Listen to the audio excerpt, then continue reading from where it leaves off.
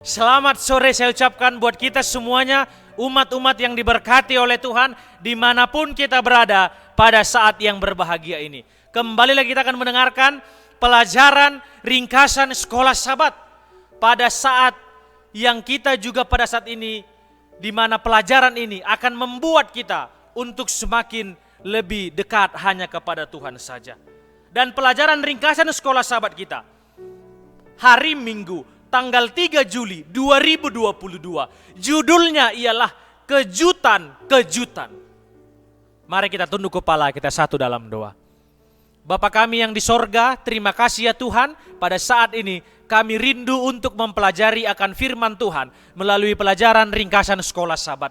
Bantu kami ya Tuhan dengan kuasa Roh Kudus-Mu agar kami bisa mengerti, memahami, bahkan juga melakukannya di dalam kehidupan kami masing-masing sebagai umat-umat Tuhan. Dan biarlah Tuhan akan memberkati hamba-Mu ini yang menyampaikan agar berkata-kata sesuai dan seturut dengan firman Tuhan saja. Dalam nama Yesus kami sudah berdoa dan mengucapkan syukur. Amin.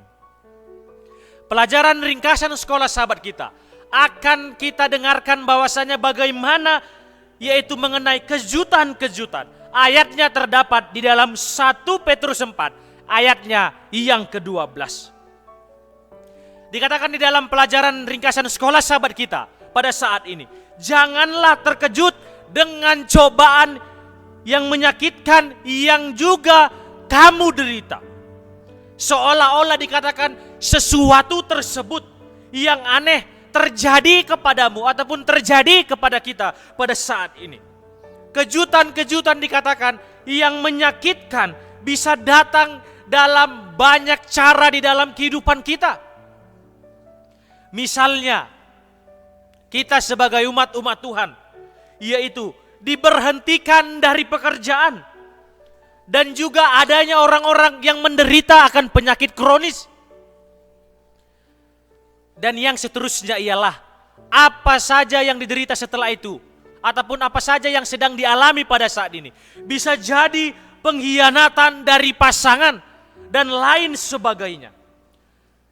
Tetapi seburuk apapun yang kita hadapi dan apapun yang kita rasakan, yaitu rasa sakitnya, itu selalu diperburuk oleh elemen kejutan di dalam kehidupan ini.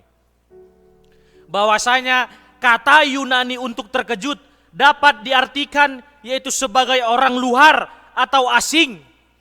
Dan Petrus ingin menegaskan kepada orang Kristen bahwa cobaan-cobaan yang berat dan pencobaan yang sengit bukanlah hal yang asing bagi pengalaman akan umat-umat Tuhan dan juga orang-orang Kristen. Tetapi sebaliknya, itu dikatakan haruslah dianggap normal bagi kehidupan kita. Kenapa? Karena kita berpegang teguh pada janji Kristus, dan hal itu dapat dan harus diharapkan karena Tuhan kita percaya akan menolong kita dalam kehidupan ini.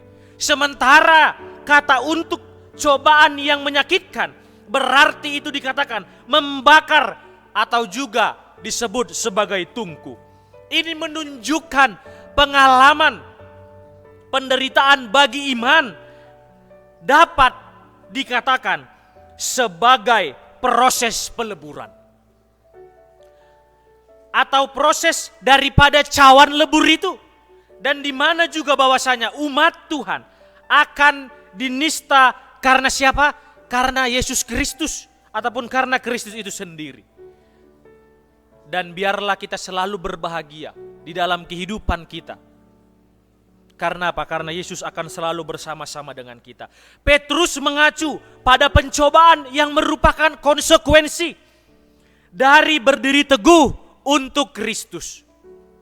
Dan di mana dikatakan manusia juga tidak perlu terkejut ketika pada waktu datangnya pencobaan, pada waktu kesusahan datang, dan juga itu semuanya terjadi di dalam kehidupan kita.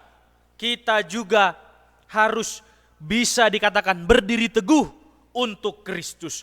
Itu sebabnya kita sebagai umat-umat Tuhan harus dikatakan menyerahkan akan kehidupan kita, menyerahkan akan jiwa kita kepada Kristus dan selalu berbuat baik di dalam kehidupan kita sebagai umat-umat Tuhan. Banyak dikatakan umat Tuhan terkejut tentang penderitaan ini. Karena apa? Karena sering memiliki pandangan yang terlalu disederhanakan tentang kehidupan akan kekristenan. Hidup ini selalu juga memiliki dua sisi. Apa itu? Tuhan yang baik dan juga iblis yang jahat. Manusia cenderung secara otomatis di dalam kehidupan ini memasukkan hal-hal yang baik kepada Tuhan dan juga hal-hal yang jahat kepada siapa? Kepada iblis. Namun hidup tidak sesederhana itu. Terkadang berjalan dengan Tuhan dapat menjadi tantangan yang berat, sementara berjalan dengan iblis bisa tampak membawa hal-hal yang juga terjadi yang sangat amat besar di dalam kehidupan kita sebagai umat-umat Tuhan. Dan di mana juga dikatakan bahwasanya sementara berjalan dengan iblis bisa tampak membawa kepada hal-hal yang lebih besar dan justru akan hal-hal yang tidak baik itu diizinkan Tuhan terjadi meskipun di dalam kehidupan kita sebagai umat-umat Tuhan itu terjadi bukan berasal dari Tuhan. Sama juga kisah Ayub menjelaskan akan hal tersebut. Ayub juga berkata bahwasanya mengapa orang fasik tetap hidup, menjadi tua, bahkan menjadi bertambah-tambah kuat. Ayub 21 ayatnya yang ke-7. Inilah pelajaran ringkasan sekolah sahabat kita mengenai kejutan-kejutan. Artinya ialah ada hal-hal yang memang sering terjadi dalam kehidupan kita, kejutan-kejutan yang baik maupun kejutan-kejutan yang tidak baik. Apapun itu, kita juga disarankan dan juga kita tetap selalu berpegang teguh hanya kepada Kristus saja. Kiranya dengan pelajaran ini menolong kita untuk bagaimana kita berhubungan baik bersama dengan Tuhan kita. Di saat situasi apapun itu kita tetap mengandalkan akan Tuhan. Tuhan Yesus memberkati kita semuanya. Amin.